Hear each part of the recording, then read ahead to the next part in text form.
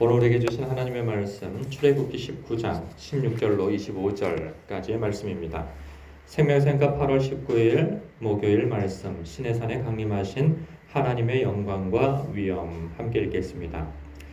셋째 날 아침에 우레와 번개와 빽빽한 구름이 산 위에 있고 나팔 소리가 매우 크게 들리니 진중에 있는 모든 백성이 다 떨더라. 모세가 하나님을 맞으려고 백성을 거느리고 진에서 나오매 그들이 산 기슭에 서 있는데 시내산의 연기가 자욱하니 여호와께서 불 가운데에서 거기 강림하심이라. 그 연기가 옹기가마 연기같이 떠오르고 온 산이 크게 진동하며 나팔 소리가 점점 커질 때 모세가 말한즉 하나님이 음성으로 대답하시더라. 여호와께서 시내산 곧 그 산 꼭대기에 강림하시고 모세를 그리로 부르시니 모세가 올라가매 여호와께서 모세에게 이르시되 내려가서 백성을 경고하라. 백성이 밀고 들어와 나 여호와에게로 와서 보려고 하다가 많이 죽을까 하노라. 또 여호와에게 가까이 하는 제사장들에게 그 몸을 성결히 하게 하라. 나 여호와가 그들을 칠까 하노라. 모세가 여호와께 아뢰되 주께서 우리에게 명령하여 이르시기를 산 주위에 경계를 세워 산을 거룩하게 하라 하셨사온즉 백성이 시내산에 오르지 못하리이다. 여호와께서 그에게 이르시되 가라. 너는 내려가서 아론과 함께 올라오고 제사장들과 백성에게는 경계를 넘어 나 여호와에게로 올라오지 못하게 하라. 내가 그들을 칠까 하노라. 모세가 백성에게 내려가서 그들에게 알리니라. 아멘. 이스라엘과 언약을 체결하기 위해서 하나님께서는 백성들을 준비케 하라 하셨죠. 그래서 성결히 옷을 빨고 목욕도 하고 그리고 부부관계도 절제하며 3일 동안 준비하라 말씀하신 그때 이제 3일째 되던 날 아침에 하나님께서 임재하셨습니다.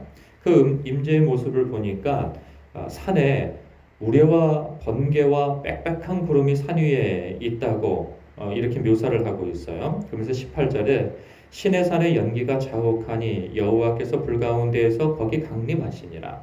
이 광경을 보면 두려움에 떨 수밖에 없을 거라는 생각이 듭니다. 한 200만 정도 되는 사람들이 그 시내산 앞 광야에 이렇게 주둔하고 있죠. 200만 정도 되면 어마어마한 숫자이죠. 그 많은 사람들 그리고 엄청난 그 공간이고 함에도 불구하고 산은 보입니다. 멀리서도 몇 킬로 바깥에서도 보이는 게 산인데 평지에서 그 산에 자연현상이라고 보기에는 참으로 너무나도 이렇게 무시무시한 그런 광경일 거라는 생각이 들어요. 얼핏 보면요. 이게 화산 같은 느낌이 들 정도이죠. 하나님의 임재에 대한 미리 그 예고함이 없었다면 저게 화산인가 싶은 생각이 들 겁니다. 그래서 저게 언제 터질지 몰라라는 그런 두려움이 엄습할 만한 그런 광경인데 이것이 그냥 자연현상이 아니고 하나님께서 지금 임재하신 거야 라고 느낄 수 있는 것은 마치 인위적인 어떤 것처럼 보인단 말이죠. 그것이 무엇이냐 하면 그런 장치가 나팔 소리이죠. 그러니까 나팔 소리가 빰빠밤 뭐 어떤 음악인지 모르겠지만 이렇게 막 장엄한 음악으로 이렇게 고대 시대 때 왕의 행차나 왕이 이렇게 딱 등장하기 직전에 그 이렇게 예전을 하죠. 이렇게 뭐 큰 팡파레 소리나 이렇게 소리를 울렸던 것처럼 그렇게 천군과 천사들이 하나님의 임재를 앞서 이렇게 나팔 소리로 알리는 듯한 그러한 광경입니다. 이러한 광경 앞에 이스라엘 백성들은 떤다고 그러죠. 떨기도 하고 두려움에 엄습하고 그러는데 이 표현은 정확하게 얘기하자면 단순한 그냥 무서움, 두려움 이것도 있겠지만 이것을 넘어서서 하나님의 임재가 있을 때 오는 사람들의 반응이라는 생각이 듭니다.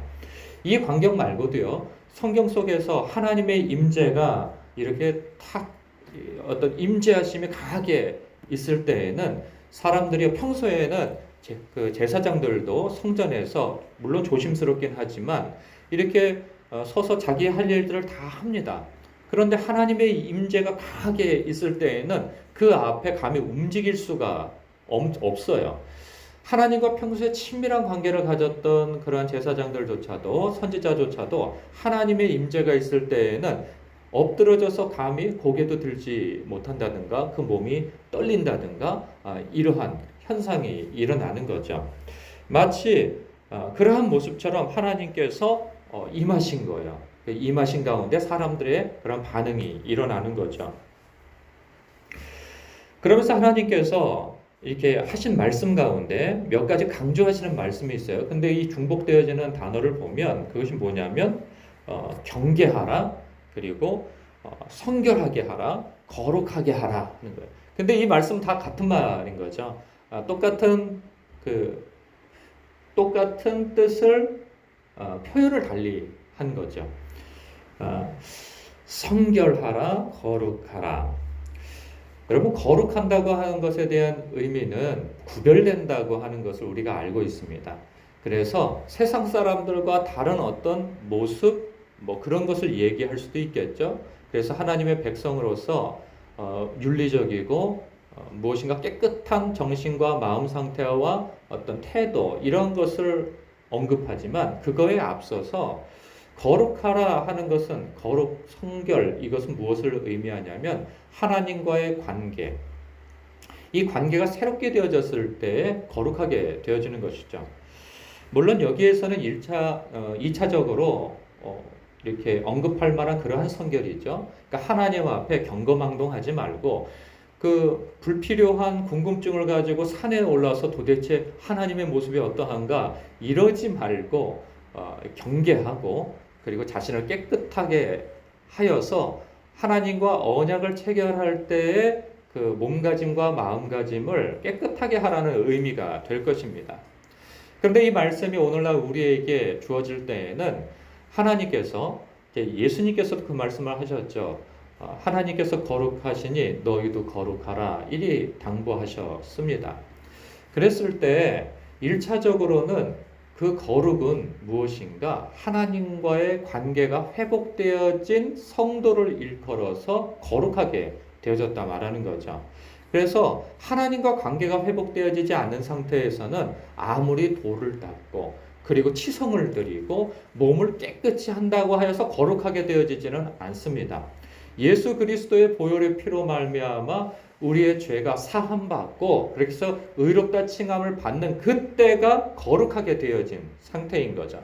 그래서 1차적으로는 우리의 삶이 다른 세상 사람들과 비교해서 도덕성이나 윤리성이나 이런 여러 가지 면에서 그들보다 낫지 못한다 할지라도 비교 하위에 있다 할지라도 예수 그리스도 안에 있는 사람은 기본적으로 거룩하다 칭함을 받는 겁니다. 그래서 신자를 일컬어 뭐라고 표현을 합니까? 성도라 표현하지 않습니까? 교회라 표현하지 않습니까? 이 성도라 교회라 표현되어지는 대표적인 사람들이 누구냐면 고린도 교회 사람들이에요. 고린도 교회 사람들을 일컬어서 고린도 교회 1장 부분에 보면 처음에 인사말부터 그들을 향해서 너희는 하나님의 교회요 거룩하게 된 성도다 이렇게 표현한단 말이죠. 그런데 그 이후에 고린도 교회 성도들의 면면을 한번 보십시오. 그들이 거룩한 삶을 살고 있습니까? 그렇지 못하단 말이죠. 그것은 무엇이냐? 1차적으로는 예수 그리스도 안에서 죄사함 받고 깨끗하게 되어졌다. 그래서 그 신분이 변화되어졌다 하는 의미에서 거룩하다라고 하는 그런 칭함이 있는 것이죠. 그래서 기본적으로 저와 여러분은 예수 그리스도 안에 있기 때문에 거룩하게 된 성도입니다. 그리고 두 번째로 말씀하시는 데 있어서 성결하라, 거룩하라, 내가 거룩하니 너희도 거룩하라 하신 말씀은 그 관계 안에서 벗어나지 말라는 의미가 있는 것이고 그리고 죄를 짓지 말라 하는 그러한 표현이 내포되어져 있는 것이죠. 그래서 두 번째로는 우리가 예수 그리스도 안에서 살되 그 삶이 성결하고 구별되어진 삶. 쉽게 얘기하면 그리스도인다운 삶을 살라는 거죠. 하나님의 백성다운 삶, 왕의 자녀다운 삶을 살라 하신 그 말씀인 것입니다. 전에 언젠가 한번 무슨 그 드라마에서 이런 장면을 하나 봤는데, 그 주인공이 남자 주인공인데 이 사람이 참 가정에서나 그 사회생활에서나 관계에서나 여러 가지로 그 압박을 받고 시달림을 당합니다. 그러니까 이 사람이 그런 얘기를 해요. 너무 시달려가지고 그날 밤 눈 오는 날 가다가 철도를 건너다가 미끄러져서 자빠집니다. 그래서 철도에 딱 누워가지고 하늘을 쳐다보면서 정말 그 마음은 죽고 싶은 거예요. 죽고 싶어가지고 한숨을 쉬면서 언제 기차가 지나가나 이런 것처럼 그런 모습으로 누워 있습니다. 근데 그 사람이 이렇게 얘기를 해요. 오늘은 안 돼. 그 안 되는 이유가 뭘까요? 속옷이 새 것이 아니기 때문에 오늘은 안 된다는 얘기를 해요. 그러니까 자기가 죽게 되어지면 그 시체를 이렇게 다 뭐 해부를 한다든가 뭐 이렇게 해서 뭐 할 거 아니겠어요? 그러면 뭐 시체를 뭐 이렇게 뭘 봐주겠어요? 그냥 다 벌거벗기고 해서 그가 옷 입는 것이나 이런 것들이 다 이렇게 다 풀어 헤쳐지게 되어지잖아요. 그때 가장 감추어진 속옷이 깨끗하지 않다는 거죠. 그래서 그날 못 죽겠다는 거예요. 그래서 깨끗한 속옷을 입고 자기가 죽겠다 이런 얘기를 해요. 결국은 죽지 않습니다. 근데 우리 신자들도 마찬가지죠. 예수님께서 늘 도적같이 오신다 말씀하셨어요. 우리는 주님께서 언제 오실지 모릅니다. 오늘도 오실 수 있고 내일도 오실 수 있는 거죠. 바로 예배가 끝난 이후에 오실 수도 있는 거예요. 주님께서 오시지 아니하시면 우리가 또한 도적같이 주님께로 갈 수도 있는 겁니다. 그렇기 때문에 우리 주님께서 이렇게 말씀하시는 거죠. 내가 거룩하니 너희도 거룩하라. 이 말씀은 언제나 주님 앞에 설 준비가 되어 있으라 하신 말씀과도 같은 것입니다. 우리는 언제 주님 앞에 서게 될지 모릅니다.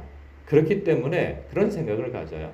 늘 주변을 정리하며 사는 것이 참 중요하다 하는 생각이 오늘 말씀을 묵상하면서 들게 됐어요. 언제라도 주님 앞에 관계적으로 부끄럽지 아니하고 언제라도 하나님과 사람 앞에 이렇게 정돈되어져 있어서 주님 앞에 가더라도 부끄러움 없는 그러한 준비가 늘 되어져 있어야 할 거라는 생각이 듭니다. 그래서 우리의 성결한 삶은 늘 주님 앞에 선 것처럼 이렇게 마치 그 주인공처럼 오늘은 속옷이 깨끗하지 않기 때문에 나는 오늘 죽을 수 없어. 그런 것처럼 우리의 삶에 정돈되지 않고 지저분한 그 무엇 때문에 나는 주님 앞에 설 준비가 안 됐어. 그런 고백이 있어서는 안 될 것입니다. 언제나 주님 앞에 설 준비가 되어져 있는 여러분 되시길, 저와 여러분 되시길 주님의 이름으로 축복합니다. 기도하겠습니다.